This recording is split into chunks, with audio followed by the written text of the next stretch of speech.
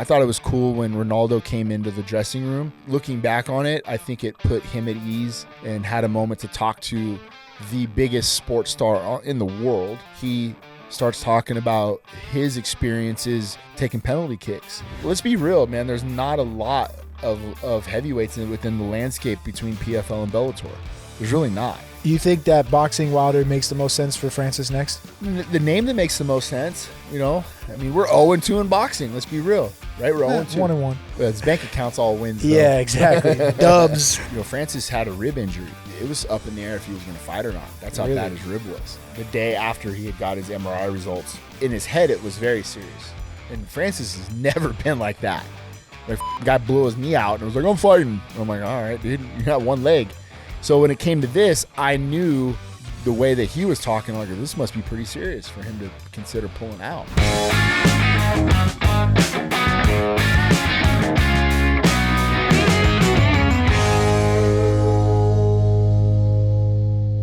What's up, guys? Welcome back to another episode of Verse Us with Eric Nicksick. He is Eric Nicksick. I am Randy Fainrich, and this is Verse Us. And it's our Thanksgiving episode. We are 1 day away at the time of filming this from Thanksgiving. Yeah. What's the Mississippi boy cooking?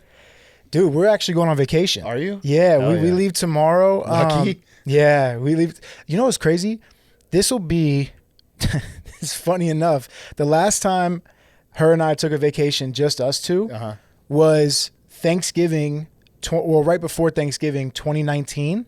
And that's when I literally came back to work on Monday and got fired. That's the last. I hate to break it to you, you're not going alone anymore. Yeah, exactly. You got a baby. Exactly, man. And you're taking a baby to the airport on Thanksgiving. I know, dude. I know. Dumb motherfucker. I know. Have I not taught you anything?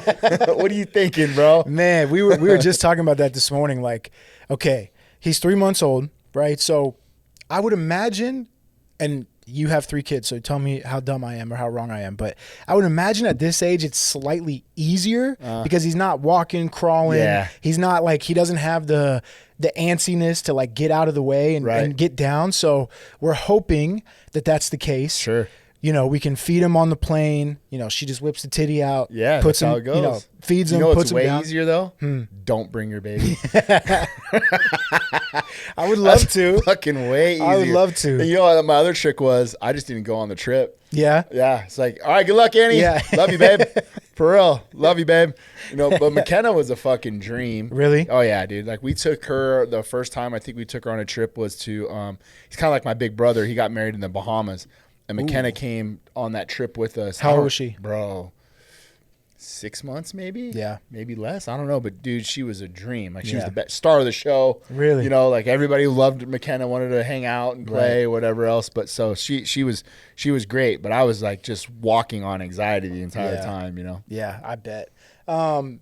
What's your typical like go-to Thanksgiving? Do you guys have any traditions like you do with the fam? Usually just everybody at the house, and you know me, I'm on the Traeger. Yeah, big Traeger. I just got one, by the way. Did you? I did. Oh, yeah, I did. Well, it's been awesome. Could have got you a discount code. Yeah. Man. Well, you know? I did get it discounted. I did get it on a deal. Nice. But yeah, I just got it. I've only cooked on it like twice, maybe. What'd you cook? Steaks both times. Okay, good. But for Christmas, we're hosting Christmas this year. I want to do a brisket. I've never done it. So here's where I would start. I'm going to be hitting you up. Here's where I'll start. Yeah. For all you people that want to cook brisket. Yeah. And I'm not saying like I'm an expert. Right. It's reps. Yeah. But you don't want to waste on buying a brisket. It costs a lot of money. It's a lot of prep. It takes a lot of time. And then when it comes out like shit, dude, you're heartbroken. Yeah. You're like, God damn it. Yeah. Start with tri-tip. Okay. And it's like a poor man's brisket. Yep. And you can do a tri-tip. You can work on the seasoning. You can do a less cook time. And they actually come out great. Really? So it's like, yeah, that's typically what they call it, like a poor man's brisket. Way cheaper, way easier, but really you're just trying to get reps, the seasoning that you like, the temperatures and all that stuff. Yeah. But dude, brisket is like a fucking chemistry project. Really? Yeah, and actually it was Dan Henderson that kind of told me what, like, because people shit on the Traegers, like the real barbecue, real smokers. It has to be an offset, it has to be this, it has to be that. Right. You can cook a beautiful brisket on a Traeger. Yeah. You really can. And it wasn't until like I went out to the Traeger, I can't remember the Traeger Hood or whatever it was, where they're introducing Traeger Hood? Traeger Hood, what's up? where they're introducing the new Traeger line. Yeah. So Traeger is obviously one of my favorite sponsors. They're amazing. They flew a bunch of us up to Salt Lake. They introduced the new Traeger, but it was like going to like a workshop. And then it was fucking Dan Henderson was like, well, how are you cooking it? And blah, blah, blah. And he's like, no, you got to get it up to this. Where I thought it was like, get it to 160, then wrap, and then this, and then this. And then it wasn't until I met Benny Kendrick. So Benny cooked for Sadabu and all of us in Sadabu's last fight in Salt Lake. Watching that motherfucker cook, bro, there are levels to barbecue. Did you post Instagram story just recently with Benny? So Benny and Alex works for Traeger. He's like my Traeger rep guy, but he's just an amazing friend, good dude. So they called us up, myself and Sadabu, I don't know, September, October, and they're like, hey, we would love to do like a Friendsgiving for Traeger over it, because Sadabu's also with Traeger as well. Okay. And Sadabu hosted it. These guys flew down from Salt Lake and just cooked this spread. Wow. But when you watch a guy like Benny cook, dude, it's an art. Yeah, it's an art. Dude, it's like watching a conductor to a fucking orchestra. Yeah. The way that he cooks, the way that he seasons, the way that he pulls it, the way that he does this. And man, it just like fired me up again for like, I can't wait to cook on Thanksgiving. Yeah. So we have they sent us out some turkey breasts, and that's all I do for Thanksgiving. Turkey? Yeah, but I mean, I'll do turkey, ham, a couple other things. But like, everybody does their traditional turkey. Mm-hmm. I'm like, man, like this is kind of a, the same shit over and over. Then it got into what, deep frying. Everybody's fucking deep frying turkeys and burning their fucking houses down. That's what we did in the South for years, bro. Oh, I'm sure deep fry. Deep fry turkey forever. But if you do a normal turkey, it's spatchcock. Take the spine out of the back, flip it, fucking CPR, break it, and then season the shit out of it, and it actually cooks a little bit more even, a lot less cook time. You can inject it. You can stick the butter under the skin, baste it, brine it, the whole nine. Yeah. Better cook time. But everybody in my family likes the white meat more than any, except for Knox. Knox wants there's always one, right? Yeah. There's always one kid. Yeah. One. But dude, turkey breast. Just get the breast. You don't have to deal with any other bullshit. Yeah. And I'll smoke a turkey breast. It's far less time. Comes out amazing. Yeah. Right? Just two of those, and then whatever side dishes my wife wants to do or whoever brings it in. And she always do the sides, or whoever comes to the house? Yeah. Like, my mom will do one or two, and Annie will do a handful. But Annie got smart. She just goes to Costco and just grabs all the grabs all the shit. Costco's the best. Yeah, what's your like top 5 Thanksgiving dishes? Do you have like a dude? You gotta go. Obviously, you gotta go turkey. You gotta go mash, right? And I'm a stuffing guy. Like, I love the stuffing. And then, like, I'm kind of, like, picky about it, too. Like, I like that, like, sometimes with the sausage in there, Okay, like, yeah. I'm like, just you can spice it up a little bit with the stuffing. Mm-hmm. Green bean with the onion on there, like the crispy onions. Okay. Those are always like nice. String bean, green bean? Yeah. Okay. Yeah, stuff like that. Okay. But I don't go too crazy. I'm not a cranberry guy. Like, I don't do crazy. But then you got to cover the whole fucking plate with gravy. You do? Oh, yeah. Oh, yeah. If I'm going to go, I'm going to go hard to the hoop. 100%. You know what I mean? What's your dessert? Dude, pecan pie is bomb. Yeah, it's the best. Pumpkin pie, meh. I fucking hate pumpkin pie. Yeah, bro. for real? I hate it. Yeah. I hate it, bro. Yeah. I like growing up, I'd never ate it. I was the one kid, like, there's always one that doesn't like something or wants something different. I always wanted pecan. Never, ever, ever liked pumpkin. It's got a weird I just texture don't like to it. Yeah, it's like, but it's weird because, like, I'll eat sweet potato pie, right? Which is like a similar texture. Oh, shout out to my boy Quincy. He just dropped me off one. I have one in my car. Oh man, I can crack that good. open right now. Yeah, actually, I'm gonna crack on my beer there. Yeah, let's do that. Pumpkin pie, sweet potato pie. Give me a beer. What you got over there, Vic? Cheers. White Claw. Yeah, White Claw, white cherry. The cherry. My man. There you go. Got to put some hair on my nuts. This is a good call. It's a good call. I'm proud of you. Thumbs up, man. Thank you. You guys gotta try. You guys gotta try traditional Dominican Thanksgiving. Yeah. Pernil, moro de guandules, and like potato salad. The only thing I got from that was potato salad. Yeah, bro. If I can't spell it, I ain't eating it. You ain't gotta spell it. You ain't gotta spell it. You ain't gotta spell it. Pernil is basically a pork shoulder, so you make pulled pork out of, but you make it in the oven. Okay. And it's like the best. Yeah. Nice. And moro de guandules is like a traditional Dominican rice and beans. Yeah. But the beans is guandules, which is the type of beans. It's like a brown rice or like a red rice with beans. Good, huh? All that turkey shit can. Yeah, I'm not a big fly out turkey the guy. window. I think I like ham more, which is funny because I don't really eat pork that much. Right. But I'll eat ham on Yeah. like Christmas or Thanksgiving. Yeah. I've never been a big turkey guy. Like Me neither. Like, it's good, but dude, like, so there's is it Big B's? There's a barbecue spot on St. Rose. Their smoked turkey breast is to die for. And Yeah. I'm not a big turkey guy, but if I go barbecue, like it's always brisket, pulled pork, whatever, right? Ribs. Yeah. Dude, their turkey there is unreal. So it kind of sparked my whole interest in smoking more turkey. You know, I love it, man. Congratulations on getting a Traeger, bro. yeah, thank you. That's why I got Welcome. it, because I wanted to like I've never been like a big cook like that. Like Yeah. I'll cook. I'll make like salmon or chicken thighs yeah. or whatever. But like I'm not like a good cook, and I got it because I want to Yet. experiment. You're not a Yeah, good I want to cook yet. experiment with like smoking and Hell yeah. low temperatures and all these. You know, can't fuck all these it up. different things. Like, Yeah, you cannot fuck it up on a Traeger. Yeah. The only know? thing I've noticed, maybe there's a trick to this. Maybe I am fucking it up. If I set it at a temperature, it will go so much farther past that temperature and then come back down and then go. You know what I mean? Like You probably without gotta even grease. opening but without even opening the lid or anything. lid, yeah. Because it is like an oven, right? That's basically what it is. Well, yeah, it's smoking, but it's Yeah. like a constant rotation of that smoke. But I'll within- set it at like, I think the other day I put it at like 500 or something to sear. Yeah. And it went up to like, I don't even know what it went up to, but it was like Traeger too hot or something like that on my Yeah, phone. that's the And one was thing like, I will yo, say, bro. Whoop, turn it Yeah, off. bro. Like, I just talked to Alex about that. That's the one thing about my Traeger. Too hot, and that thing is like, oh, my house is gonna burn down. exactly. You know, And I'm that like, shit is yo, like a dragon spitting fucking fire out the back. I'm like, exactly. So it scared I the keep shit out of me. like 225 super smoke. The Yeah. most I go up to is like really 275. When you cook steaks on it, what do you do? Oh, bro, I love my ribeyes on there, but I want to taste that smoke. Yeah. So I'll set an So you hour. smoke your steaks too? Yeah, You smoke everything. bro, 100%. Like I've never that- smoked anything. It's unreal. Yeah. So I go ribeye. Okay. I set it at 225 super smoke or lower, depending on how much time I need. Yep. And then I'll leave it on there for, maybe till it gets to about 115, Internal. 120 internal. And then I go cast iron. And what I've been doing lately, because I don't want to smoke up the whole house, is I just set my oven on broil, make it super hot. I put the cast iron in there super hot. Then I go with a good beef tallow on the cast iron. And then I go sear for 2 minutes on each side, pull it, let it rest, and it'll residual cook all the way up to temp. Yeah.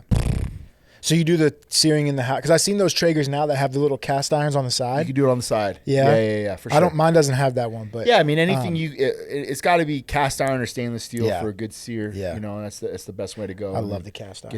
get that tallow. Yeah. That tallow on there. That tallow to me, I think, is the best type of sear that I can get. Really? Yeah. I've never People used like it. avocado oil because it has a high smoke point. Yeah. Whatever else. Yeah, I use avocado oil. I've never used the tallow, but I've seen it. It's funny. After I saw your story with the Traeger guys, I was on TikTok and his profile came up on my Alex? For You, or whoever was cooking. Oh, Benny. Ben, yeah, came up on my For You, and then bro, I was in a food TikTok chokehold for like for sure. an hour and a half. For sure. Just mindlessly going through And Benny's one of the nicest guys Yeah. you're ever gonna meet.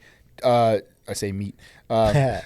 Sent me out a bunch of rubs, his brand new knives, like his whole collection. But like he's just like, if you have a question about cooking especially when it comes to barbecue, Yeah. he is the ace, bro. Yeah. It's like Ray Cepho we ate his brisket, and he cooked his brisket a little different on the Traeger, and I went home and followed that same recipe, and my brisket has never tasted better. Really? Yeah, like he showed me a couple things that I was doing wrong, or what he's not even wrong. He's like, brisket's to your own. It's like your jambalaya. Yeah. Mine's gonna be different from yours, but they're all gonna taste good, right? Yeah.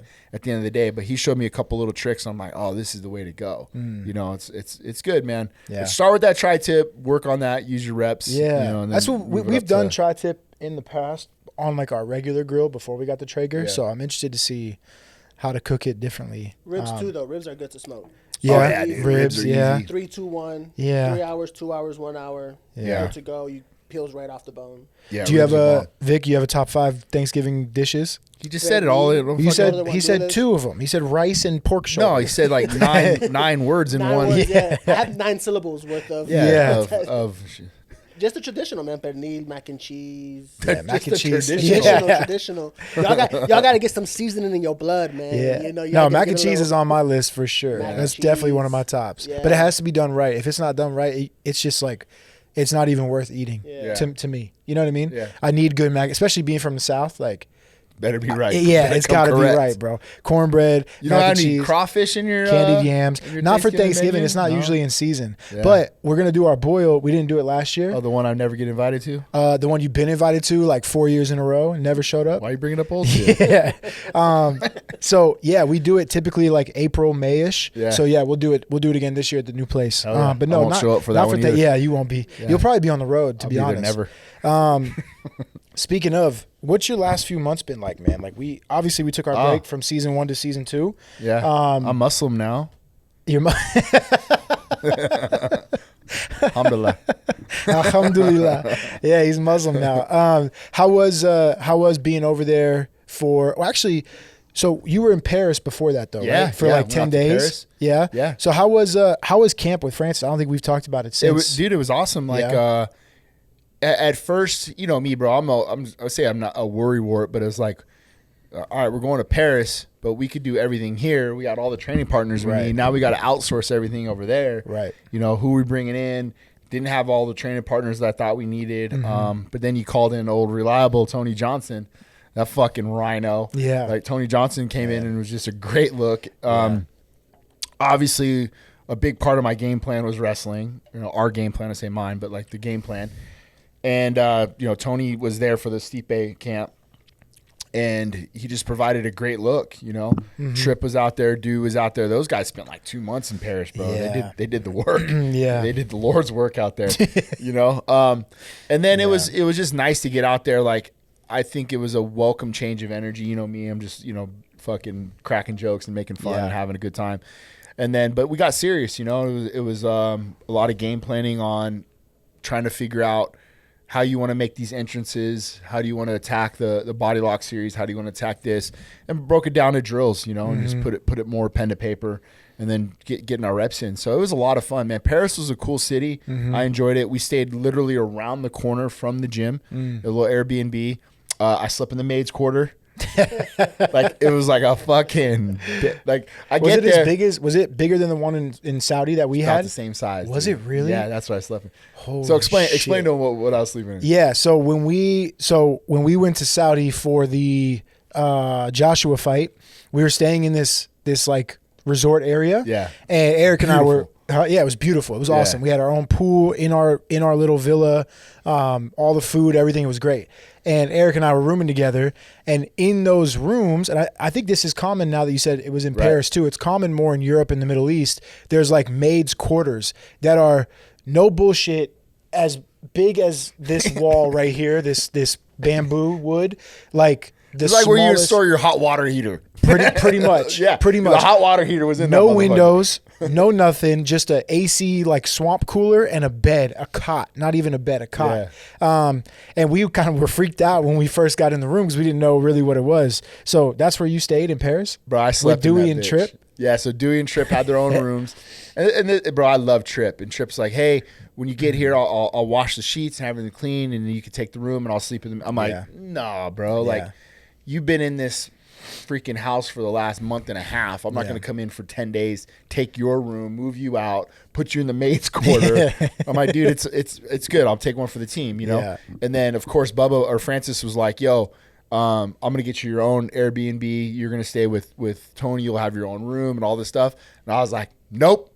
I'm already in, bro. I'm staying in the maid's quarters. I ain't fucking moving. Anchored down in the down, maid bro. corner. So it was Maid's just quarters. it was like sleeping back in the college days. You know, you're Yeah. just stuck in this little fucking room. Yeah. But I made it my own, man. Yeah. You know, it was cool. That's awesome. Yeah. So no, camp was good. The city was cool. I brought the rain with me. It rained the whole fucking time I was there. Yeah. Walked every day. I got up, walked, cruised, walked one direction, or walk another direction. You know, ate as much bakery, croissants, and shit that you can find. Did you call Sean Strickland for any advice on the French? Not at all. Not at all. They're good at two things, bud. That's French fries and giving up. All right, Sean. All right, Sean. Thanks for the advice. Yeah, man. See you no, in a it was few. cool, man. And then you know, Dewey and Tripp and myself would just cruise, and then Francis was like such good energy. Really? You know what I mean? Like, of course, I was a little worried on how he'd feel about everything and you know what was going on in his life, and I got out there and I can feel like a new sense of just appreciation. You know, like just he was really thankful. I felt like, hey, thank you for being here. You know, every other day I was like, man, I'm glad you're here. You know, we're having a good time. My birthday, like, he's not a big birthday guy for anybody, really. And it was my birthday. He's like, it's your fucking birthday. We're going out. We're going to a concert. We're doing this. I'm like, really? Yeah. Like, bro, you don't even say thank or say happy birthday. Yeah, exactly. You know? So he rented like a little SUV and took myself and Dewey and Tripp and the team, you know, went out and hung out. It was cool, man. Nice. Yeah, but I mean, the meat and potatoes obviously were camp. We worked hard. Yeah. Your days were 2 p.m. we would do S&C. 11 p.m. we would work out and train, and we're at this little gym called Unlocked. It was around the corner. Mehdi was the owner of the gym. So Francis obviously started his MMA career in Paris, so he knew a lot of people that were out there. And dude, it worked. You know, it worked. I think I felt like now, like looking back at it, he kind of needed a little bit of a reprieve. There was not a lot of like fanfare, a lot of people bugging him or anything like that. And it was cool, man. We had a really good time. You know? So was his energy, like, when did his energy flip? Because I remember you said at some point in, I don't know if it was Paris or Saudi, where you felt like it was weighing on him. Like you could see it at one point where it was weighing on him. Sure. In Paris, was that not the case? Was it when you got to Saudi? Yeah, Saudi. Yeah. So I get to Saudi, and so, you know, obviously I'm in communication with Dewey quite a bit, and Tripp, or me, the three of us are on a group chat. And, you know, Francis had a rib injury. And so I get there, and then it was up in the air if he was going to fight or not. That's how bad his rib was. And I literally, when did he hurt it? Like a couple days before. Oh, in Saudi?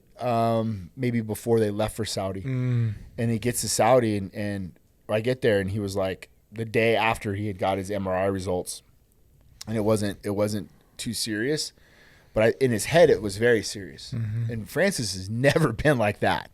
Like, fucking guy blew his knee out and was like, I'm fighting. I'm like, all right, dude, you got one leg. Yeah. So when it came to this, I knew the way that he was talking, like, this must be pretty serious for him to consider pulling out. You know, so he had a pretty significant rib injury. Obviously, our game plan was to wrestle heavy, which in part is going to take a lot of out, especially if it's coming from your core or your ribs. So that was the first little hurdle, you know, when I got out to Saudi, was we might not be even fighting, really, you know. And then when I got there, he'd already made the decision. The doctors had kind of cleared him, so it was right back to work. And then we trained accordingly, not to flare it up or make anything worse. But he was dialed in. Yeah. Like he was fucking dialed in. And then I think the emotions of things were a lot of ups and downs, even up to the night of the fight. Really? I felt that on him, man. I felt that on him. Even the morning of, we had our shakeout. I was like, how you feeling, bub? He's like, I'm most nervous I've ever been in my life. He's like, I feel like I put a lot of added pressure on myself to do this fight and to do this fight for Kobe. You know, we were talking in the lobby before we went out for the shakeout. And I was like, yeah, man. I go, you know, if there's anybody in the world that can get through any adversity and anything, it's you. Obviously, I'm paraphrasing, but I'm like, it's you, man. You know, I was like, you're the guy. So it was cool. And then we go the night of the fight. And before we leave, remember we did like that team family send off for the Tyson Fury fight. We didn't do it for the Joshua fight. Right. It was kind of like, to me, it was like, oh, this is, you know, something about the juju. We got to go. We got to do this. Yeah. And there was like 12 of us in this little room. I don't know if you saw the clip on YouTube. Bro, it was like just chills. Yeah. Chills, man. Like everybody spoke or said something or contributed. And then there was a moment that Francis started talking, and he just started crying, you know, talking about Kobe. And this was the day of the fight? This is 20 minutes before we get on the bus in the shuttle to go leave for the venue. Damn. And he was emotional, man. And like we all got emotional. But I think it kind of put us in a mental state of what we're doing it for, you know? And the coach in me was like, oh, I don't know if this is a good time for this. I was going to ask you that. Like, isn't that not the best thing? Like, typically, you would, I guess typically you would say, like, to be in that headspace so close to going to the arena. Sure. Yeah. I think it's just a matter of the individual. I don't think you can say it's right or wrong for in that moment. It felt right for him, you know, and it felt right. Like, I can see all this weighing on him. Yeah. And like in a lot of ways, he just needed to get this off of his chest. And then it was like a moment of clarity. Now it's time to go fight. Yeah. And then we all just kind of locked into that mode again. Right. And then, I thought it was cool when Ronaldo came into the dressing room. I really, like, looking back on it, I think it put him at ease and had a moment to talk to the biggest sports star in the world, right? Ronaldo comes in and then he starts talking about his experiences a day or two before taking penalty kicks. And he was talking to Francis and I, like, dude, I still get nervous. Yeah. And here I am lined up for PKs and I'm like, he's like, you said my butthole was puckered up and I was fucking scared and this and that. And then I think it put a lot of things in perspective. Like, even this guy goes through this still at this moment, being the biggest sports star in the world, and put a lot of, I don't know, I think it's just a lot of those comparisons, and you understand that we all go through those sort of things. And it kind of motivated Francis, I felt like. Really? Know? Yeah, I did. Yeah. I did. You know, I did. So it was a cool moment. And then obviously we saw what he did in the cage, and then the outpour of emotion once it was over. Yeah. Yeah, it was heavy. Yeah, that was surprising to me. I guess not surprising, but it did. You could see the weight just kind of fall off his shoulders after that. 100%. Because what was really telling was when you jumped and went to hug him, and he kind of like, just give me a minute. And that's like not typical of him, like especially with you, right? You know, I told you, like he treats you different than anyone I've ever seen him around. Yeah. And so when he did that to you, it was like, oh, he like needs a moment. Let it all just kind of flush out. You know what I mean? Let it all go. It was a weird moment for me, especially because it's like, you know, you're going up to somebody in such an emotional state. Yeah. And I was like, it's like you're like going to like pet a dog, and you're not sure the dog's gonna like bite you or whatever. Right. And I was just like, hey, like, you like just you good? Are you all right? And then he's like, and I'm like, yep. For sure. And then when he stood up and then gave me a hug, and he just started like just crying in my arms, and I'm like, I'm a sympathy crier. Yeah. You know, I was like, oh fuck. Yeah. Like, I'm gonna be over here. Yeah. In terms of the fight, did he stand even like longer than you thought he was gonna stand? Did you think he was gonna, like, did you guys want to shoot right away, or? We just kept talking about letting the fight come to you, feel it out, see when your opportunities are there, but moreover on territory, geography of the cage. Yeah. So, you know, the kind of the low kicks exchanged, but if you notice where Francis kept gobbling up space, and then he got him right to that back of the barrier there and just timed that right hand beautifully, shot underneath the right hand, turned the corner on him, easy takedown, you know, takedown defense of a pair of chopsticks. That's where he kept get him to the ground, isolate, take care of the leg, pin a leg, and then, you know, we got videos of just him all camp, just working that ground and pound, ripping underneath my armpit, you know, and flatten you out, and then he was punching through his arm, bro. It was right here, and it was right next to me, and I remember at one point just going like, dude, you got to call this fight. Yeah, man. That was it. Who was the ref? Rigliotta. Yeah, I was like, dude, this guy's gonna die. Oh, like, dude. Hitting those punches, lunch boxes. Yes. Just boom. Yeah. Boom. And I'm like, oh. Yeah. And then like kind of flattened them out with it. And I'm like, oh, it's a wrap. Like this dude's not building up a base from this position. Yeah. You know, and you're just going to be taking a lot of unwarranted damage. Yeah. And the fight was over, and I was like, kind of like just joking to Murgata. I was like, damn early stoppage. Yeah. And he's like, kind of like giggled. I was like, dude, that dude was fucking dead. Yeah, fuck, man. Do you still get nervous at all as the coach? Like, or was that a moment where it was different for you, where you maybe felt a little nerves, like in the corner or anything, or no? Man, like, because you're always the one on, like, when you watch you on TV during those walkouts, you're like hands crossed, like, you know, looking at the crowd, smiling. Do you ever get nervous? Not really. No? I don't. I would say this because we talked about this before, like, especially guys I've been around a long time. they can feed off that energy. They'll know if you're nervous. They can feel it, you know, and I don't want to add any unnecessary nerves to the guy that's already going out to make that walk. Right. But I always kind of just tell myself, like, this is in fate's hands, God's hands, the universe's hands.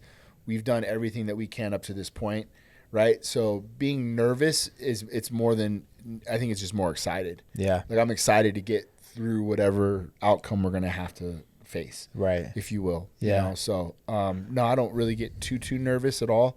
That one in particular, I would say there was some nerves only because of the magnitude of what we were fighting for. Yeah. Or the gravity of what we were fighting for. Yeah. And we talked about this on Randy's episode, but not to diminish the belt. Yeah. The belt was afterthought. Yeah. The belt didn't really matter to any of us.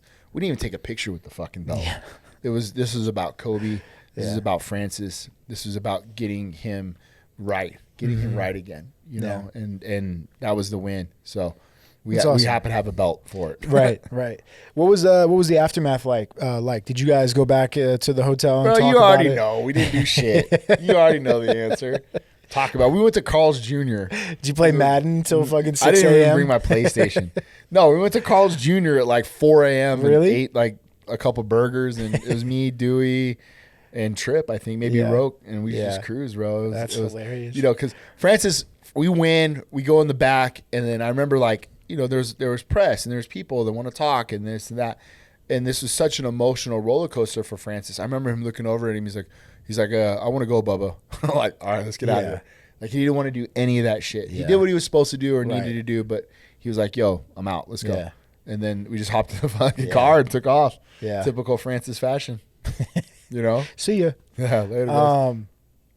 Have you guys talked about what's next with him? Like, does he want to box? Does he want to do MMA? We went to dinner Friday, and dude, like, we go to dinner Friday at Barry's, and it was fun, man. Like, Francis had a glass of wine. Okay. He had an espresso martini. He didn't have his Baileys on the rocks. Yeah. I was bringing that up. I was like, bro, where's your Baileys at, man? No, but he had like 2 or 3 drinks, and like, he was, you know when Francis talks about marriage and talks about it was one of those conversations. Why my iPhone sucks or whatever it is, and then I was like, all right, well, like, what's the deal, bub? Like, what are we doing next? Like, I know that's the cliche question that everybody's gonna ask. Right. But I'm your fucking coach. Yeah. And also with him, you got to plan your year. Am I going to be in France, Saudi, Dubai, fucking Brazil? Where am I going to go? Where am I hot dropping out of this fucking thing? And I just was curious. Like, there. Let's be real, man. There's not a lot of heavyweights within the landscape between PFL and Bellator. Yeah. There's really not. Yeah. So we got like Nemkov maybe, but he's like a 205er that can fight up. Rug won, whatever. Like, Francis fucking smokes that dude. Yeah. The winner of the heavyweight this weekend, but at PFL this weekend, but that's not something you could really sell. Gold slot, and then it's funny because that whole week after, then my phone was getting hit up by people that were prospectively wanting to fight Francis because of the payday, right? Yeah. Like, oh, do I get $2 million? I'm like, I'm not his manager. Yeah. I'm not the promotion. I don't do any of this. Well, can you put a good word in for me? No, I can't. Like, I don't have time for that, and nor is it my job. Right. I'm the fucking drummer in the band. I can't sing for shit. Yeah. You know, I don't want to be the lead singer. Right. So talk to your manager, talk to Ray, whatever. I don't know how it's set up. So, but the one that makes the most sense to me is obviously Wilder. It has to be. Wilder, right? Him or John, but that would never. We'll get to that in a second. But Wilder. And it can't be MMA. It can't be. There's just no. It can't be to me. What one leg kick and you'll ruin that. He won't be able to walk again for the rest of his life. Wilder in MMA? Yes. Not happening. That's what I'm saying. It can't be because they were. At one point it was like, we'll do MMA and PFL and it can't be. Can't be. Knock him over straight up, right? Like, one kick to his solar plexus. Oh, dude, his little ass, skinny ass little legs. Bro. Remember that one fight where he had all that costume and he walked out and he said the costume was too heavy and wore his legs out? Yeah. The costume wore your legs out? Yeah. Wait till Francis kicks that motherfucker. Yeah. Side note, real quick. I got to ask. Did you see Darren Till, Misfit Boxing, talk to Tommy Fury? Oh, yeah. Did you see that? No. How he was Darren Till's like, dude, if I'm losing the fight, I'm gonna just kick you in the fucking head. And then Tommy Fury goes, oh, then it's a proper fight. He's like, yeah, then it's a proper fight. He's like, I'm not scared of anybody in this room. I will kill everybody here. At the end of the day, if I can't beat it, I'll just kick you in the face in there. How about that? Well, that's not going to happen, Darren. Well, it obviously is. How are you going to stop? Because we're eating the cage now in a boxing ring, and you're going to find out that boxing is very different to MMA. If I'm losing that fight, I'll just kick you straight in your face. Listen, you won't know what you to kick me straight in the face, well, that's it. It's going to be a proper fight then, isn't it? But then I'll win because I'm a proper fighter. Well, you're not a boxer. You're not I don't walk into rooms. I don't walk in a room like this and see boxers and go, shit. Darren. I walk in, no one in here is a threat to me. I love Till, dude, he's hilarious. I love that motherfucker. That dude does not care about I love that guy, anything. bro. His Twitter account is hilarious. Yeah. He is a funny ass dude. But he came out and trained with us for like a month and a half. Till and Khamzat. And those motherfuckers that's right. work. Yeah. Like they work hard. They play hard. They're crazy as shit. But like Till was in the room and just brought the energy level through the roof, busting his ass. Like I'm down for Till, bro. That dude's fucking dope. Speaking of Khamzat, you were there for that fight, right? That was Dan was on that card. What did you make of that? Because that was terrifying to me. Oh, yeah. Like I thought Rob was gonna beat him, not wash him. Not that I don't think Khamzat's good, but I thought Rob over time, late round 3, round 4, round 5 was gonna stop him. Yeah. You know what I mean? Because Khamzat, bro, that was. I couldn't. It was not even one-way traffic. It was just. I couldn't believe it. Yeah. I couldn't believe how easy he made it look. And you, I know, are a huge fan of Whitiker. You think he's like, one of the greats. What'd you make of that? That was crazy. I wouldn't say I was surprised. I think Really? That easy though? I mean, it was the routes. Like he's so good at pit stops. He'll get on a position and he doesn't rush to that next position. He waits until you make a mistake and then he's on to the next spot and the next spot. It's like just sitting in quicksand. Eventually he's going to get what he wants, There was a couple positions there where like he went for the choke maybe a little too soon, but it was smart because he would go for the choke, but then what he would do is advance another hook or advance another position just to kind of get you deeper and deeper within that quicksand. But like if we all sat and broke that fight down, if Whitiker won by knockout or Whitiker won by decision, you wouldn't be surprised. But if Khamzat won the way that he did, it wasn't going to surprise me either. What I wanted to see was had Whitiker lasted through that and how would Khamzat look after those exchanges. Those are the things that you were kind of curious on. Yeah. Okay, there's this round 1 goes by. It was kind of like the Usman round, right? Usman survived round 1. Then there was a little give and take in round 2, or Usman started winning round 2, and then what happened in round 3, right? So that's what you wanted to see was how does he last if it goes 2, 3, 4, or 5, right? But dude, credit to Khamzat. He did what he was supposed to do or could do to the best of his ability to possibly leapfrog Sean. Yeah. He did exactly what he needed to do. Yeah. Yeah, it was. I mean, again, like to your point, him winning by submission is not surprising. No. Him dog walking Rob like that is surprising to me. Rearranging his fucking and that mandible. was just that's crazy. But I mean that's a whole different thing. But to me it was surprising the way he did. Like again, he would have won by submission in the late first round, early second round, like whatever scrambles, whatever. Okay, sure. But like he just like I don't know. It was to me it was like so surprising the way he just made it look like he was fighting the dude he fought in his second UFC debut, second UFC fight. Yeah. Right. Scary motherfucker, boy. Dude, so scary. And then what'd you make of the main event with Max and Toupuria on that card? And like a little piece of my heart died. Yeah. Like Topuria's killing all my legends, bro. Right. You know what I mean? Yeah. Like stop doing that. Stop killing all my legends. Yeah. I got to stop. Like, I nothing but love and respect for Topuria. 100%. Like, he's amazing. He's really good. And I think like I did a lot of the same thing with Volkanovski early on. It was like, oh, I think Max is going to smoke him or this guy. And then they just keep proving you wrong and proving you wrong and proving you wrong until you're finally like, okay, I'm a believer. Yeah. And I there's a famous clip of me and Ronaldo sitting there going, I think Max gets him. Yeah. And Max was doing a very good job. Yeah. Until he wasn't. Yeah. Until he wasn't. But that's what I do like about Toupuria. So I did an interview with TNT and with Volkanovski as one of the hosts. And we talked about this fight, the breakdown before. And I talked to him a lot about Toupuria fights almost 2 styles of fights. There's one where he's in the center, and there's one when he gets you on the corner post, right? And I said this forgetting, like, you know, not Volkanovski, but I was like, if you go back and watch all of Toupuria's finishes, they all finish inside the black line or on a corner post. Yep. And Volkanovski's like, fuck. He's like, God damn it, you're right. So, but what I mean by that is he forces you into that choke point, in that funnel, and then his offense changes. Yeah. It's a lot of containment punches to the liver or to the body, and then finishes upstairs with the you know, overhands or pull counters. It's not the same combination every time, but it's a different sort of energy, if you will, when he gets you there. It's more urgent. It's more, I'm going to put your fucking lights out. Whereas in the middle of the floor is more strategic, more pull counter, more matador, if you will. Right? And then the moment he got Max backed up, he went. Boom. And, dude. Because it was that right hand. It wasn't in the center, but it was by the black line. The right hand that left hook, and then startled him. Then Max circled out. Then they went back to that corner post, like you said, and that left hand was just fucking. And all I keep hearing about this guy, which we've seen him, is his grappling's even better. Right. So, I mean, I don't know what they do with him now. Do you fight him one more time at 45 and then is there anyone at 45 that gives him a good fight? I mean, you got to give Volkanovski. Yeah, so Volk is the rematch, but shot. Anyone else?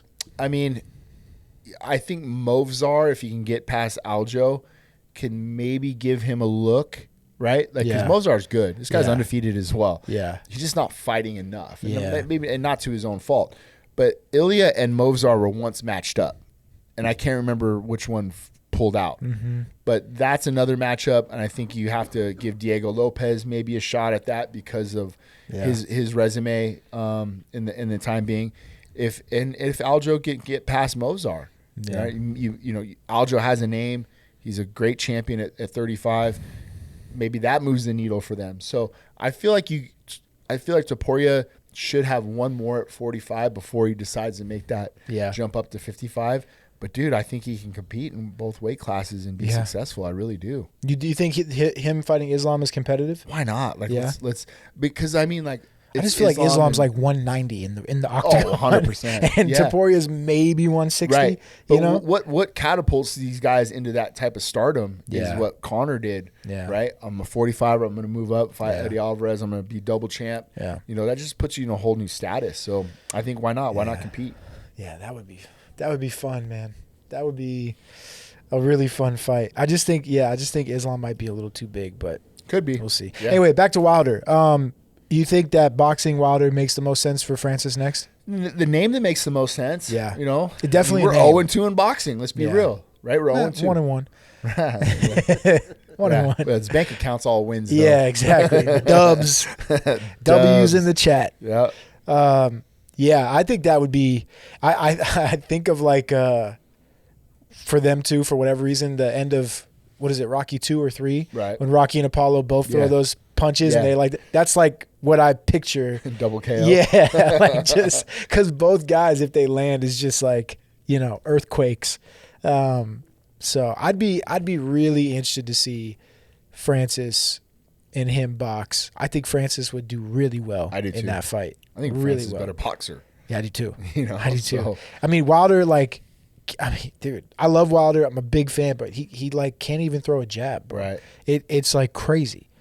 I mean, yeah, I don't know. And I think his confidence is just gone since the Fury fights. Like, you know, I don't know. But yeah, that'd be interesting. I'm excited. Did you guys talk about like a timeline, like spring, summer? No, I didn't. I said, I was like, hey, so he's like, whoever the big, France, one of his fucking. I'm like, all right, bro. Like, one of your answers. Answers a question with a question. Well, How long's a piece of string? Like, I don't fucking know, dude. Dude, how hot is hot? Yeah. Oh, fuck. I fight when I fight. Well, what does that mean? Well, I don't even know what that means, man. You ever seen that commercial with Kanye and Kobe Bryant where he's different beast, same animal or whatever, and he's like, what the fuck does that mean, Kobe Bryant? All right, that's talking to, Sometimes when it's a win, it's a draw. And when it's you lose, you actually win or lose or tie. Like, what, motherfucker? Can you just give me an answer? It's so true, bro. Talking to that dude is so hard sometimes. Yeah. I just ended up ordering more drinks and food on his dime. Okay. All right, cool. Can I have another ribeye, please?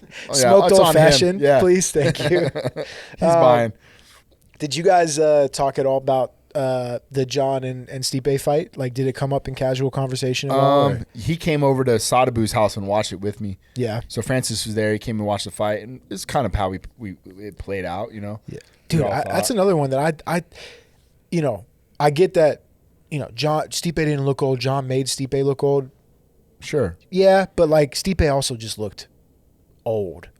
Like, he just looked like a shell of himself. And again, maybe that is partly Jon, and definitely partly is Jon, maybe, but I just thought he looked awful. It feels very strategic, like, in a lot of ways, and I'm not trying to take anything away from Jon, right? Like, I'm really not. Like, this dude is, every time I've ever spoke about he's the greatest. Like, the greatest. Yeah. The word GOAT is always attached to his name when it comes to MMA, right? But I feel like there's a little bit of a low-hanging fruit when it comes to the competition, okay? Gone. The blueprint was there. Yep. Take the dude down, and he did it better than Francis did. Yeah. Found a finish. Stipe hasn't fought since the fucking Revolutionary War. It's like what the fuck, bro? And we're all like hoping, we're all hoping, like, oh man, Mike Tyson's gonna knock out Jake Paul, man. We're all fucking in dreamland right now. Yeah. Stipe hasn't fought in over 3 years. The last time he got iced, what has he been doing in the meantime? There's a lot of questions that come up. And Jon looked amazing versus that version of what we saw with Stipe, right? And then now you hear him talk about fighting Alex Pereira again. Like, bro, we know what you're going to do to the guy. There's not going to be any fucking striking. It's going to take the guy down and beat him up. And again, you steal the shine from a guy who is fighting amazing, but we all know it's one-way traffic, right? Again, it just feels like a little bit of low-hanging fruit. Let me get that guy. Yeah. What the there's Tom Aspinall waiting in the wings with a belt. Yeah. When is there never supposed to be an immediate merger of this belt? Yeah. Right? Like, there shouldn't be any questions of who to fight next. It's got to be fucking Tom. Yeah. I know that's your boy. I do not care to see that fight at all. Tom and Jon? And Jon, yeah. And not because I don't like Tom. I think Tom's awesome. Right. And I think he probably beats Jon, or at least it's competitive. You know what I mean? At least it's really close. But no, I don't. Jon is on the way out. Like, I know what he just did, but like, to your point, it feels strategic. Like, you fought two guys who, one, the blueprint was there, like you said. The other one was just old and hadn't fought since getting knocked out 3 years ago. Like, I just want to see like mega fight with him, and I want to see Francis. I think everybody wants to see Francis. Oh, I mean, like, even if like, I'd rather him just retire and not fight Tom, than go and get smoked, and then the UFC just moves on. Right, it's like boom, done. 100%. Like, that's it. I mean, Jon brought up a great point. Fucking pay me, show me the money. Yeah, we'll talk. Real numbers move. So it's like, okay. Is it worth it for him and his legacy? And legacy is always a word that gets thrown around. Yeah. Jon's legacy is cemented. Yeah. Cemented. Stamped. Yeah. Even if he lost like in an emphatic fashion, Jon's name is always going to be Mount Rushmore when it comes to the greatest of all time. Yeah. Right? But as a fan, we all want to see him up against these phenoms, these because at one point Jon was the Tom Aspinall. Yeah. Somebody opened the door for him for that opportunity to be able to compete and now become a champion. Yeah. So you think Tom makes it look easy in that fight? Because I know you're so big on him. You're such a fan of him, and he is really good. Yeah. I kind of think he's too quick. Yeah. I think he'll be too elusive. Uh-huh. And I kind of do think he'll maybe not like knock him out or whatever, but kind of make it look like one-sided. Hand speed to me is the biggest thing that stands out when it comes to Tom. Yeah. Definitely hand speed, feet movement. Yeah. But I mean, it's a chess match. I really, we talked. Jon is very strategic. Yeah. When it comes to fighting. But here's the thing, is like, I think if you play that game with Jon, you're gonna lose. If you're gonna play chess with Jon, you're gonna lose. Yeah. So if Jon's playing chess, you better bring a fucking sledgehammer to make to you know what I mean? Like, you gotta color outside the lines and muddy that shit up. And I talked to Tom that Sunday or Monday after the fight. We just were exchanging some text messages about the fight in itself. And there's some things that I saw that I was like, hey, here's some things I think you can exploit. And he saw the same things and blah blah blah blah. But now that's the game. Is like, if you get this fight, how do you execute it? How do you implement it when the motherfucker is standing across from you. Right. Right? It's a little different.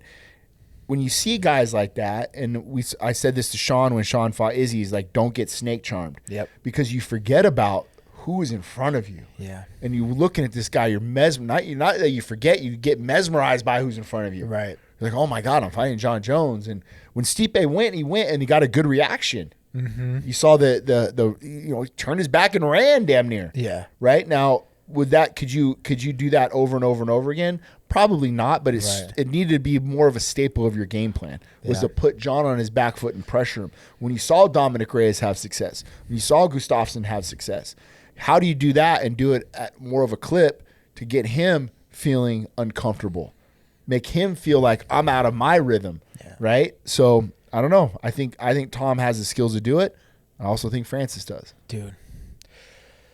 The big, I could talk till I'm blue in the face. Like, it doesn't matter because it never happened. But, dude, that Francis, after that second Stipe fight, he would have smoked Jon. I don't even think it would have been competitive. Bro. He would have smoked Jon. He was looking so good. Before the knee injury. I'm saying before the second Stipe fight, and then after, leading into the Gane fight. That Francis, and I'm not saying he couldn't do it now. He still could. But, dude. That was peak Francis. Dude, it was. It would not have even been competitive. I wish that you guys can see what we saw. I wish we could release the footage. Right. It'll be out one day, but I wish we could because. But I mean, everybody in the room, at Extreme Couture and in the room will echo that sentiment. Like, dude, he was fucking people up. Go back and look just for body composition's sake. He weighed the exact same for the first and second Stipe fights, if I remember correctly. Go back and look at those pictures on the scale. Yeah. He was in crazy shape. And his wrestling was the best it has ever been. I think I told this story before. Him and Ankalaev going at it. Him and Tony Johnson going at it. Yep. The dude he spiked on his head, the bald guy. Remember that? Yeah, we thought he broke his neck. One practice. One round of one practice. He didn't even make it through the entire round. So remember the count. I think that was like the first time we worked together, Vic. I think you might have been there. Countdown show was there. Was it Countdown? Yes, because I remember looking at Mike, the producer, the director of Countdown. I'm like, bro, and this dude was not. Don't put that on there. Yeah.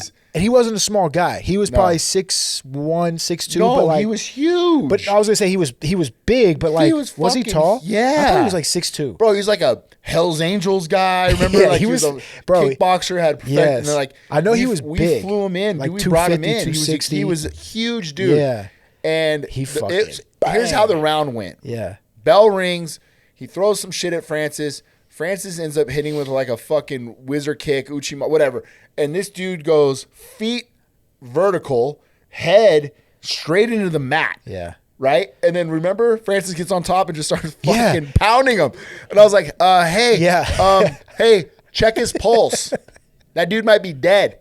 I remember putting the camera down because I was like, did I just capture death on camera? We just got a murder I was here. like, oh, shit. So the round isn't even over. It's literally a minute into the round. Yeah. Right? We had to fucking wheelbarrow the dude out of the cage and check his pulse and C-spine him. Like and a South Park episode. Yeah, like, holy shit, dude. And then we're all just like, and then here's Francis like shadow boxing because he wants to keep his round going. Yeah. Like, you just killed a guy, bro. Yeah, dude, that was scary. You just killed a guy. And then that was it. That was the 1 minute the dude flew all the way here. We got one round out of the guy. Yeah. I remember Dewey like peeling out like $100 bill for him. Like, here you go, dude. You didn't finish the round, so I can't pay you the whole thing. And he was gone. That was it. Dude. See you later. That is my that is my biggest what if is that 2021 to 2022 Francis, right before the knee injury, so end of 2021. Yeah. And I'm serious, man. I think he would have smoked Jon. I don't even think it would have been that competitive. I really don't. I think Jon would have grabbed him. They would have tussled. He might have got him to a knee. Francis would have got back up, and the same thing that happened to Stipe, Jon would have been like, fuck. Yep. Yeah. 100%. Dude, I think he would have smoked Jon. And again, I say it publicly. Yeah. I'm telling you, man, like, that version of Francis, there's no one on the planet that beats that version of Francis that I've seen. Nobody. Do you remember, like, we had to tell him to let people back up, dude? Like, hey, dude, that guy's dead now. It's a TKO. Let's stand up and do it from the start. Ali. I'll never forget this. I don't know if you remember this. We're in the gym. He's going with Ankalaev. This is like, Ankalaev had a fight around the same time as the second Stipe fight. I don't know who he was fighting, whatever. Ali, Abdelaziz, is in the gym because he manages Ankalaev, or he did at the time. I don't know if he still does. Yeah, he still does. And they do their round, and they start going, and Francis fucking goes for the double leg. Ankalaev defends. Francis literally, like, bullies him into the cage, puts his pressure, pressures him on the cage, working for the double leg, and keeps him there for like 90 seconds. Ali's like, brother, Francis, he has a fight, brother. He's fighting a stand-up guy. Brother, please. Francis looks at Ali, boom, puts him down on the ground. Eyes on him. Dude, yeah. Puts Ankalaev down on the ground. And again, like, this is not a shot at Ankalaev. Like, he got Francis on a number of rounds. Right. A number of rounds. But this was how good Francis was at the time. Like, he looked at Ali and was like, boom, put him on the ground, smothered him on the ground. Ali's like, brother, Eric, brother. And then, like, the round ended with Ankalaev on his back and Francis just working and doing whatever. Oh, bro. And I was just like, yeah, it's like this that dude, one kid that just don't fucking listen. Dude, he did. Yeah.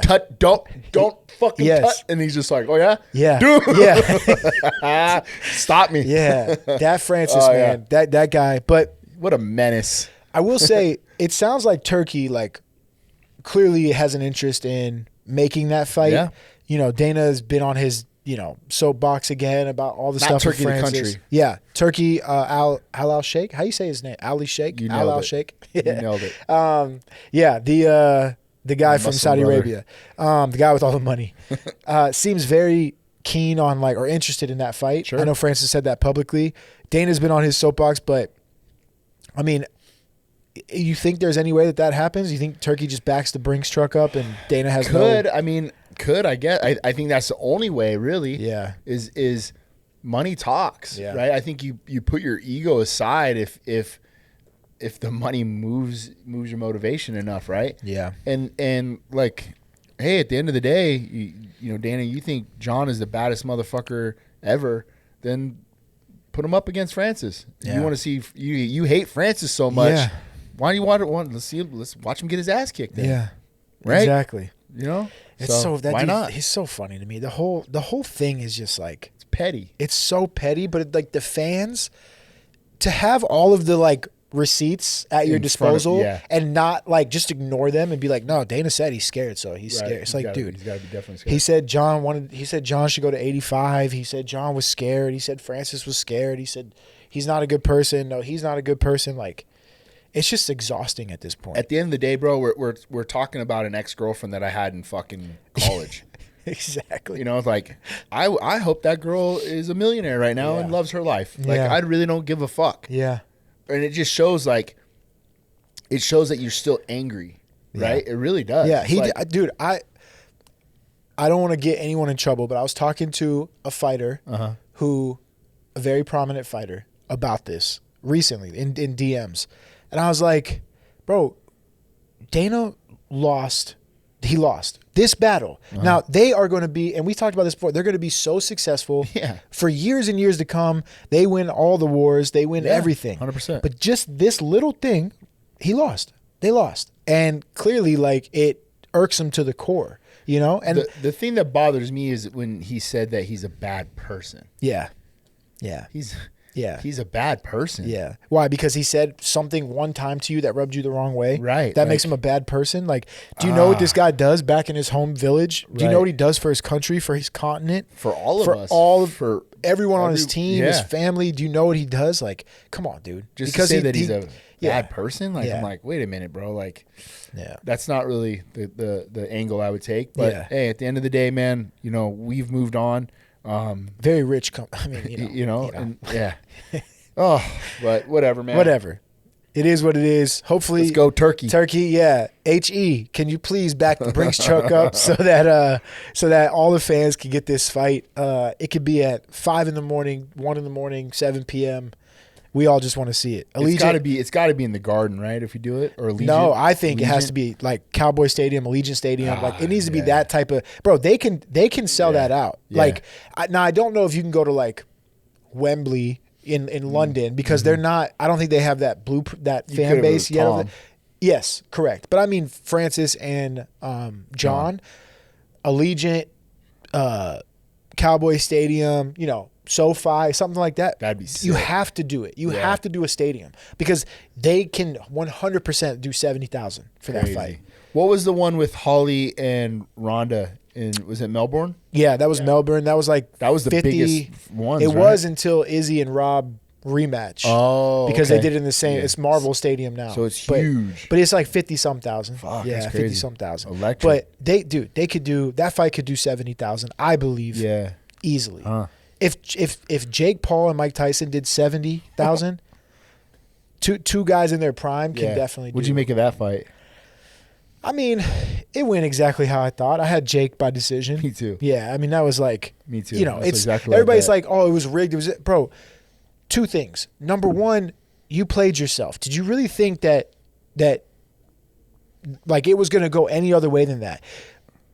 Jake Paul is a smart businessman, number one. Right. Number two, can you imagine if he went out there and starched a 60-year-old man, let alone it being like the legend of all legends in boxing, Mike Tyson? He would have gotten fucking mobbed on the way out. It was never going to happen. Agreed. Never going to happen. So for you to say it's rigged, it's not rigged. The dude's just boxing. Let's spar. Bro, it was 8 2-minute rounds. 16 minutes. He's 60. What did you think was going to happen? Yeah. Like, yes, Mike Tyson, the name, amazing, awesome. Also, it's not 1988. Right. Like, he's 60. He's 60 against a 27-year-old. You think they're actually going to go punch for punch, blow for blow? Come on, man. Yeah. Like, you could have no boxing experience to be 27, and you're probably still going to win that fight. And the line was like minus 240 or something. It was crazy. I was like, what? Dude? It was crazy. Crazy. It felt like robbing. Yes, definitely. But it felt like Mayweather McGregor. Right. Because I remember, because I was working for UFC at the time. People were really like, hey, I think Connor's got a shot. It's like not only the greatest defensive. Connor had a bigger shot of beating Floyd than Mike did, for sure. Definitely. Jake. And honestly, if that uppercut in that fourth round or whatever, that shit was really fucking close to landed. But it's like, what'd you think was going to happen, man? Yeah. So, I mean, it's entertaining, I guess. Like, whatever. I hated it from the beginning. Like, I don't, Mike, like, you're a legend, bro. Like, just. Oh, how about your Netflix just keep fucking. Oh, dude. Reloading buffering the whole time. Imagine, imagine if they didn't have this as like a test for NFL on Christmas Day. Yeah. NFL is going to get 150 million. It's going to be Super Bowl level. Their shit, though, so like you had to have this test go through because if that happens for an NFL game, pandemonium, bro, it's over. It's over for Netflix. So what'd you make of it? I thought it was just you killed it. I mean, that was exactly the same way I felt. It's just I was over at Sadabu's house. We were watching it, and I was like, I think I put like $300 on him to win by decision. Yeah, I felt the same way. Yeah, it's like it's plus money on him to win by decision. Yeah, what'd you think? You think Mike Tyson gonna knock out a 27-year-old, bro? Come on. No, and then it's so funny. The next day I went to the gym and I was talking to some people because everyone was asking me because of I've been in the space or whatever. And I was like, honestly, the best fight is Taylor Serrano. Oh, yeah. Just tune in for that fight. The main event's whatever. Taylor by decision, and I felt bad. It should have been a draw. I thought I had without to take a shower after I felt so bad. I'm like, without a little money, but without the point deduction, I maybe slightly give it to Taylor. Right. But with the point deduction, bro, it has to be a draw. Right. For her to still win on points is crazy. Yeah, I didn't understand that either. The math wasn't mathing. Yeah. But I was telling wait, what were we just talking about? The Paul Tyson fight. Yeah, the next day everybody was asking me about it and I was just like, what'd you think was gonna happen? What did you think? Like, this that has been probably the most text messages I've ever gotten about any fight at all. Yeah. Was the day before, was like, or the day of, like, hey, who do you got? Yeah. I'm like, what the fuck? Like, yeah. Who do you think? Yeah. It didn't make any sense. I think it's the nostalgic, like, exactly the what kids it is. enough. And that's why they did it. And that's why Jake Paul's very, very smart. I couldn't agree more. That's why they did Cowboy Stadium, Yep. Netflix. Like, the only thing I don't understand is that what does Netflix gain out of it? Because I don't think you're getting new subscribers to watch 60-year-old Mike Tyson. The guys that are fans of Mike Tyson, our eras and stuff, they have Netflix already, Right. more than likely. Right. The Jake Paul audience probably also already have Netflix. Right. You know what I mean? So like, what's Netflix's gain? No clue. I don't get it. That's what I just think, did. I think you hit it on the head. A test for the NFL Live. Right. Like, I think it was. Yeah, but that's an just a expensive test, bro. I mean, but it's it's not like they didn't expensive. make the money. But Yeah. I think on a previous point, I think I saw in a press conference, like a little kid said the coolest quote about it. He said, "Thanks, Mike, for giving me, a young fan, an opportunity to watch you live." Like that in itself, I think it's cool. I don't know. I don't think it's worth the whole fight, but like Yeah. that sentiment I can understand because like I've never saw Mike Tyson fight live. Yeah. You know what I'm saying? Because it was I was born in the 90s. You know what I mean? Yeah. So I saw YouTube videos, but to see him fight live on Right. Netflix is kind of like. Yeah. Yeah, I get to see a legend. You know what I mean? So, Yeah. Born in the 90s. Jesus Yeah. Christ, man. well, 91. Yeah. So Whatever, dude. You're so young. Okay, okay, guy. I'm 88, so I can't, whatever. But yeah, I don't know. It is what it is. Like, I want to see what he does next. I'd like for him to, we've all been saying, like, fight somebody for real. Yeah. But hell, Rampage now is angling for a Jake Paul fight. Fucking $20 million to Yeah. Mike. Yeah, a lot of dudes are going to be coming out of the Rampage woodwork. ain't going to make $20 million for that fight. Whatever. But yeah. Yeah, anyway, John Francis would love to see it. Yeah. Don't think it's going to happen. You see John do the was Trump good. dance after that was shit was, good, and he man. like pointed at him, like did like the That was Trump awesome. mannerisms. That shit was hilarious. awesome. What'd you think about the election, Vic? Your boy got it done in a landslide. Thought it was, I was in Morocco and I was like trying to stay awake, trying to follow it, and I was having a discussion with like the other people on the tour. And like, it's gonna be 2 weeks before they call it. I was like, I don't know, man. Like, I think they're gonna call it tonight. Smoked her. Yeah. And it was kind of crazy. Like, I don't know if you guys heard, she spent $1 billion on her campaign, like $1 billion with a B, and she is $20 million in debt right now. Oops. And it's funny because it's just like I see something like Maybe that. she where could it's ask Beyonce and Lizzo for their payments back. that's where she spent $582 million on her campaign staff. Trump spent 10. Oh. So you're talking about she spent 60 times more money and still lost. And now she's $20 million in debt. Ouch. I will say I feel like she had to, maybe not that much money, but she had to spend more because she had no chance, bro. Hold on, you're telling me you're going to pay a company $582 million and they're going to tell you not to go on Joe Rogan Yeah, that for was free? Yeah, that was When you crazy. spent No, that's because she didn't know what she was talking about. They spent- That's why she didn't go on Joe She Rogan. would've gotten Yeah, exposed. she would have got It's exposed. it's dumb. So- like you spent all this money on Oprah, Although Trump like Beyonce. just was dodging questions like fucking, dude. and Rogan was just like, yeah, but I want you to. He's like, no, clearly I'm dodging the question. Rogan's like, yeah, okay, you're right. Let's just go. Let's just go on to the next one. that podcast humanized him, I think, a little bit more. You Yeah. think? That one and then the Flagrant podcast humanized him because Yeah. it really showed a side of like, here is somebody who's like a couple weeks away from the election, Yeah. speaking uncandidly with there's no producers in his ears, Yeah. there's no teleprompters, there's no handlers. It's two men having a conversation how we would have right now if these cameras were even off.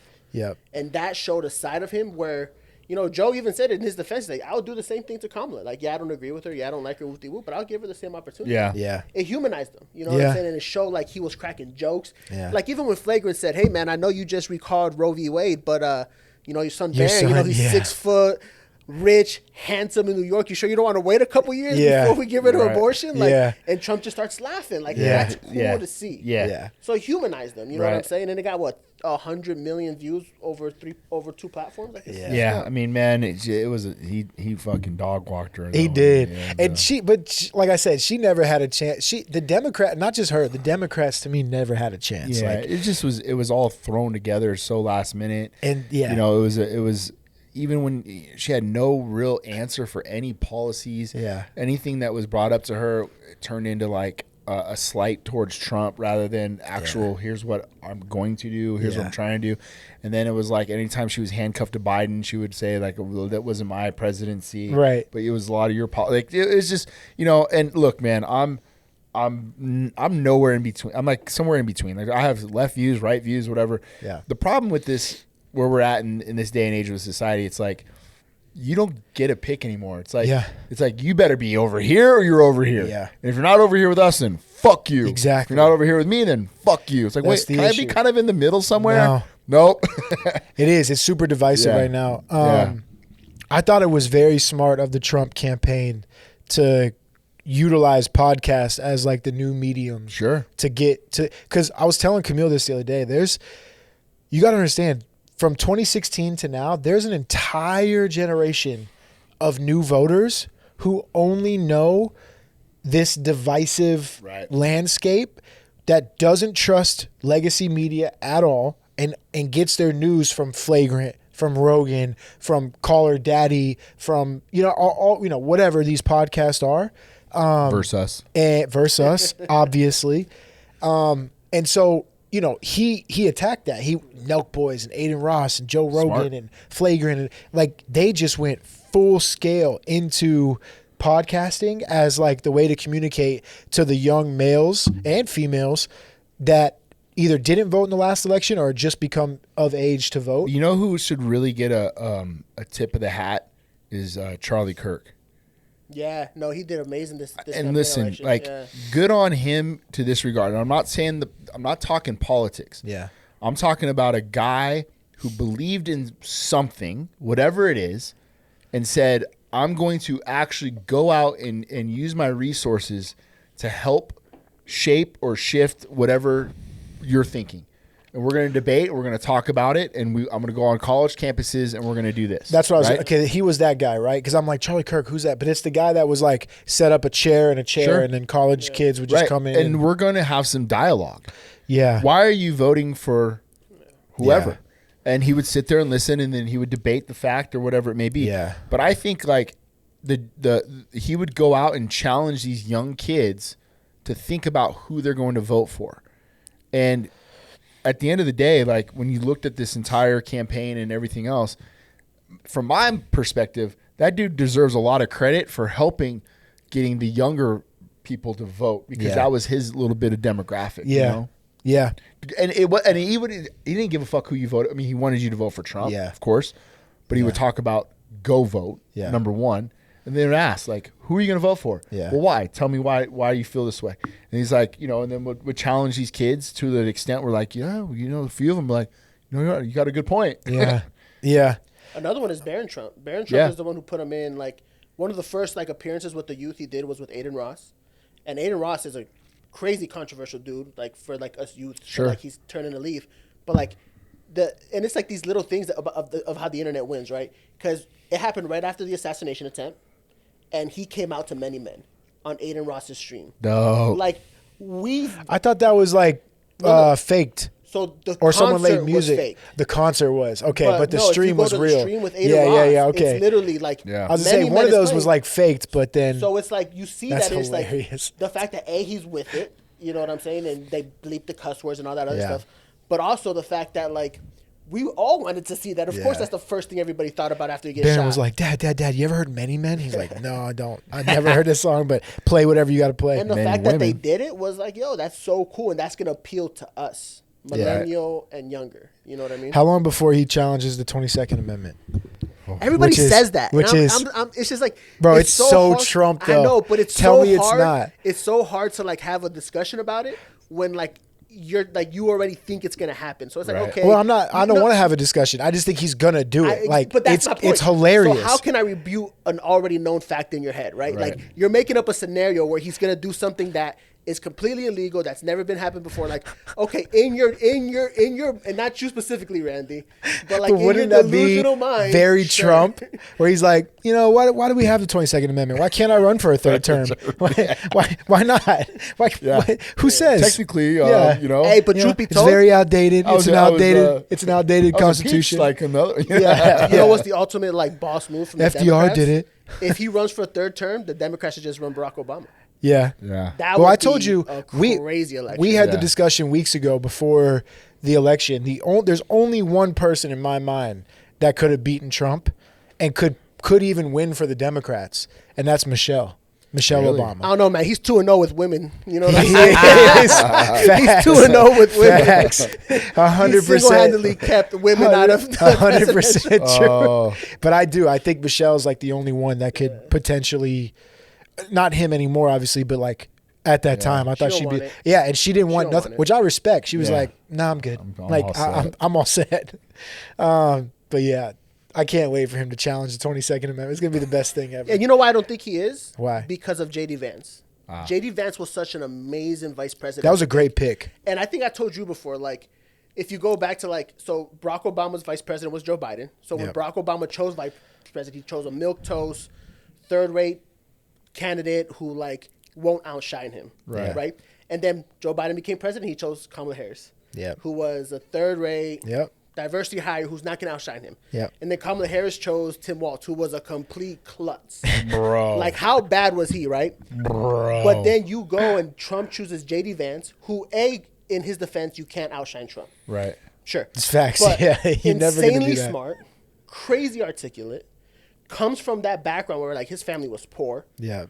a veteran, served in the military, and he would go and they can divide and conquer to actually be useful. Yeah. Whereas Tim Walz was, like, bringing the campaign down. Yeah. Between Trump hitting this circuit and Vance hitting that circuit, like, Trump choosing Vance secured his position or his philosophy in politics for many years to come. Yeah. Because Vance is a great choice who will eventually become president. Yeah, he was a great choice because he was strategic in that way. Like, Versus, like, you know, the Democrats have just been choosing, like, I don't want this person to outshine me. And now you have 3 generations of inbred and then you have Tim Walz. You know what I'm saying? Like, it's crazy. yeah, it's gonna be interesting the next couple of years. We'll see. All right, let's wrap up with picks for this weekend. By the time this comes out, it'll be UFC 310 fight week. So maybe when's the PFL? This weekend or next weekend? PFL's Friday. Okay, so let's do PFL right now because we'll put this out as a separate clip. Okay. And we'll talk about PFL and the picks. So, if you guys don't know, PFL World Title this Friday, Brendan Loughnane back in the world in the $1 million final for the 145 title. Dakota Dicheva, is that how you say her name? And Talia Santos, who took Valentina Great fight. To the limit in their fight in the UFC. Arguably won that fight, exactly. And then Impa Kasanganay and some guy whose last name I am not even going to attempt to pronounce. A lot of consonants. Ends with a V. Early thoughts on the card. Let's start with do you know Impa's opponent at all or no? Yeah, I seen him fight quite a bit actually. What are your thoughts on that fight? Because, by the way, Impa and Johnny Eblen was one of the best fights I've ever seen in my life. Yeah, we were in Saudi Johnny Arabia. Eblen was a banger. They beat the shit out of each other. Yeah, I mean, I think Impa. I lean towards his athleticism in this fight. Is this 205 or? This is 205. It is, right? Because they don't have an 85 division in PFL. 85. Okay. Which, I mean, you know, I've got to be around Impa maybe 4 or 5 times. Yeah. Amazing dude. Yeah. Just a super amazing guy. Like, you know, a guy you definitely want to cheer for. Yep. But I lean towards him. The women's co-main event, I think this one is, to me, like the one that really pops off the card because the Dakota girl is they've been pushing her a lot. Yeah. And, she's you good, know, dude. a lot of people, PFL, that their strong suit's not necessarily promotion, Right. but they've been promoting Dakota quite a bit. Right. They've been doing really well. So, I mean, they essentially made this division for her the same way they made one for Kayla. Yep. Right, so she's kind of the bell cow for this division. Yep. But I'm telling you, this is not an easy fight for her. Yeah. Stylistically. Right. Right. She can go out there and smoke Talia pretty quick. Yes, that's a possibility. Yeah. But this should be that one, and we'll see how good she is because this fight's going to end up on the ground at some point, I think. Yeah. What's the line for that? This Good question. I don't know. I have the fight card pulled up. I don't have the lines. Vic, maybe you could pull those up. Yeah, I got you. And then what about the main event? Loughnane versus Kiziev. Moore. Yeah, Kizriev. I mean, I gotta cheer for Loughnane because he's the guy that bumped Kai out. Yeah. I felt pretty strongly about the winner of Kai and Loughnane being the champion. Yeah. In the PFL. Yeah. I mean, you know, I had just talked to Kai yesterday and he's like, God damn it. You know, it was a split decision. It was a close fight. Yeah. I thought Kai was winning that first. We never talked since that fight, I don't think. Yeah. But I thought Kai was winning that first round until, was it a spinning back kick or something, right? Yeah. Kind of caught him. Kai was doing great the first round. Yeah. Came out, took the second round back, looked amazing the second round. Just needed a little bit more maybe. It's not even volume. It's more like just the optics, I think, in round 3. Yeah. So, Which fight are you looking for? Such a close fight. PFL. This is Is it UFC, PFL? I think. I thought I put PFL. PFL odds. Oh, is it? Lines. Keep scrolling. Yeah, because there's Jeremy. Oh, okay. I thought I saw look at Mansoor. Plus 250 or 230. Can I see that? 230. Yeah, plus 230. Ooh, get your underdog bet on my man Jeremy. So obviously I didn't go out with Jeremy. He's out there. Yeah, you couldn't do another tour in Rio on Thanksgiving. Yeah, I felt so bad too. I was like, Jeremy, I love you. Yeah, I got to sit this one out, man. I can't. My daughter's got 2 more Thanksgivings before she's off to college. Yeah. You know, and you gotta savor those, bro. So Slim right here, he was one of our training partners with Francis. Oh, really? Out in Paris, yeah, really good guy. Nice. Keep scrolling. Let's keep going. Yeah, I want to see that Dakota line. Keep going down. Keep going. I don't know if this is. Yeah, because there's the heavyweight. Yeah, heavyweights. Plus 121. Oh, Brett Premise. Plus 410. Wow. Wow. It's massive. Impa's a little fit. Dakota minus 360? Wow, okay. Nah, ain't no way. Oh, dude, Lochnane's plus 260? Okay, something's not right. All right. Like, this guy's good. He's just a decision machine. Yeah. You know? Like, is he one of those, like, just lay wrestler? and pray. Yeah. That's actually, in a 5-rounder, I think Lochnane's a pretty good underdog. There. Yeah. Huh. So, Lochnane, Impa, and then what are you doing? Talia, you think? I got to go with Dakota, man. Yeah? Yeah. But, I mean, that's a lot on that. I mean, the minus 360. Minus 360 is. That's yeah, it's a little heavy. She's good, but. Maybe we take under 2.5. Yeah. I don't know. Maybe she gets her out of there. I don't know.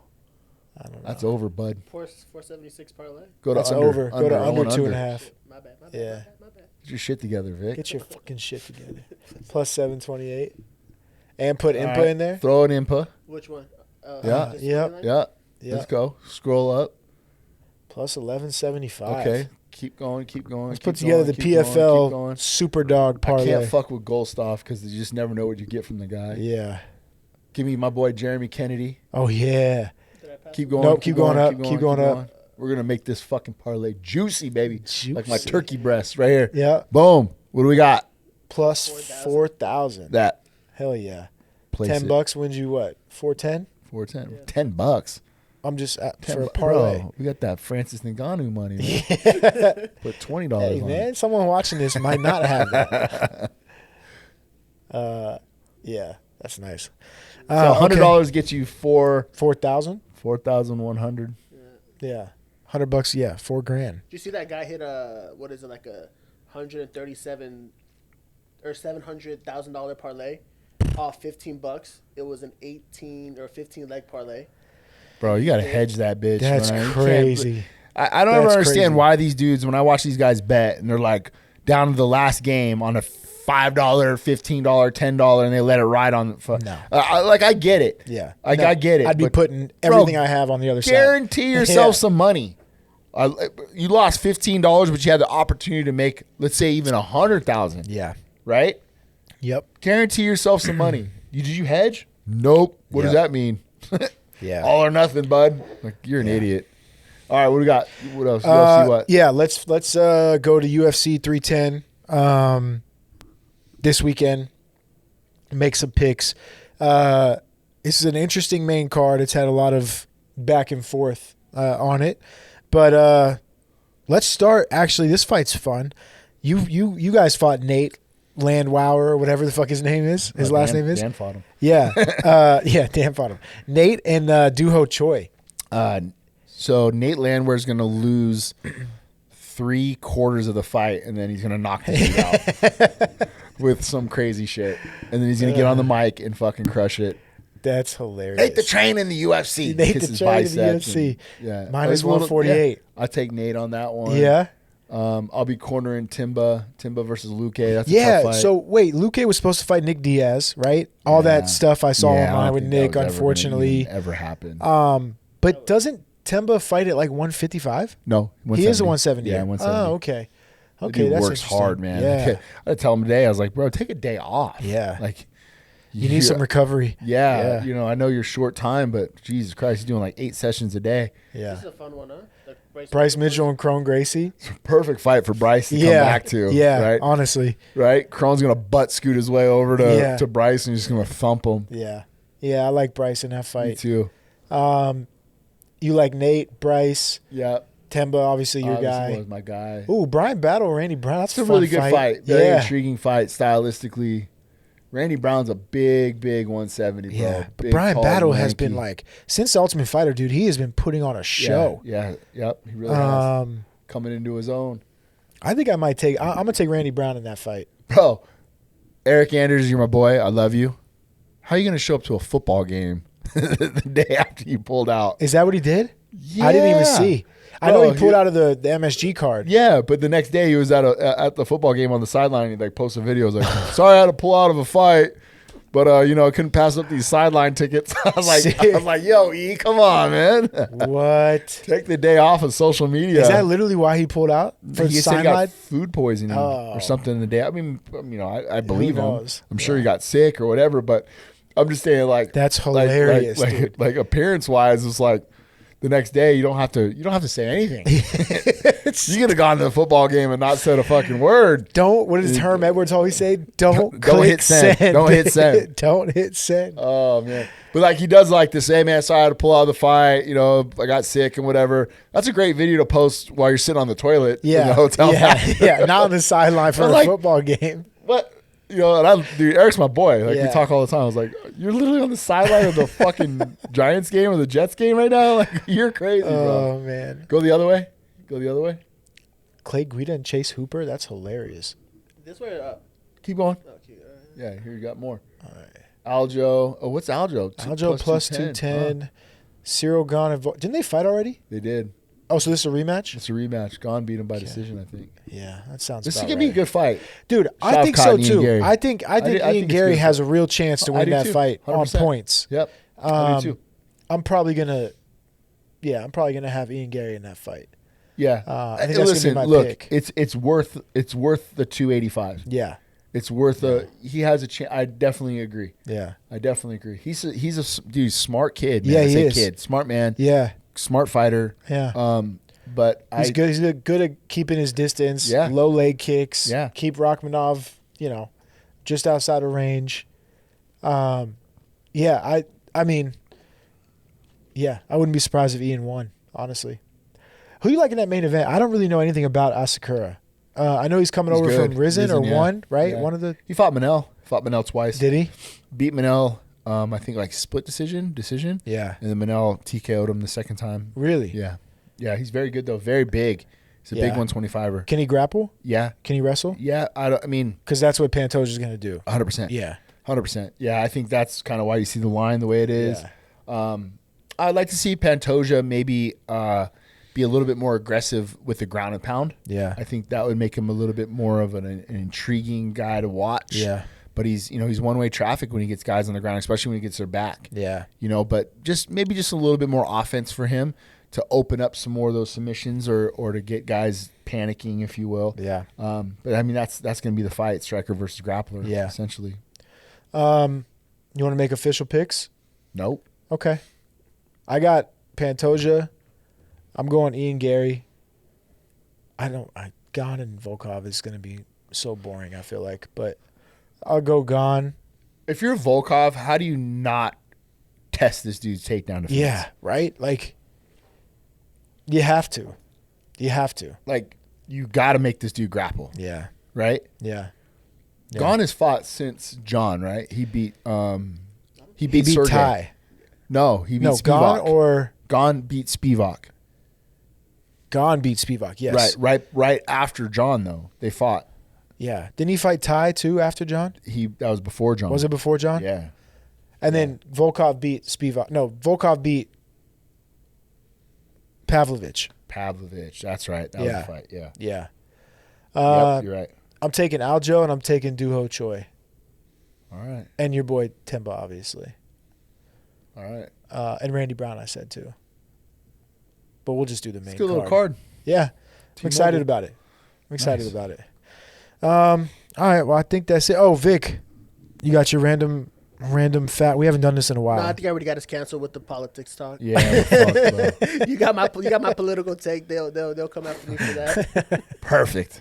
Perfect. Let's go cook some food. Anything else? No, good, man. Have a good holiday. Yeah, have a good holiday. Enjoy Thanksgiving, both of you guys. I'm thankful for both of you guys to be able to do this and work with you guys. Yep. And Love you gave bro. me my opportunity in this whole game back in 2012. So I'm thankful for you, thankful for our relationship, and thankful for you as well, Vic. All right, cool. Yeah, well, that does it for another episode of Verse Us with Eric Nicksick. Please make sure you like and subscribe on YouTube. Leave a comment below. Let us know who you want to see on the show. Hit us with any questions you got. Make sure you also subscribe anywhere you get your podcast, Spotify, Apple, Google Play, all of that stuff. We also have a link now on the audio version where you could submit questions to the show. So if you listen on Spotify, Apple, whatever, you'll see a little box pop up. Submit your questions. It'll email us. We'll answer them on the show. And make sure you follow Verse Us Pod on social at VSUS Pod. For Eric and Vic, I'm Randy. We'll see you guys next time.